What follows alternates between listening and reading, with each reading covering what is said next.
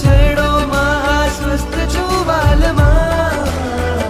પરમાત્મા તુજ વિણ હર ક્ષણ હું ત્રસ્ત છું ભલે હોય ઉદય તોય અસ્ત છું વાલમાં પરમાત્મા પ્રભુ ગુણ અનુભવની મસ્તી પ્યારી લાગે હવે સમતા રસમાં ડૂબકી વાલી લાગે પ્રભુ સંગ મળે તે ખુશી ન્યારી લાગે મન રંગાયું છે આજ પરમ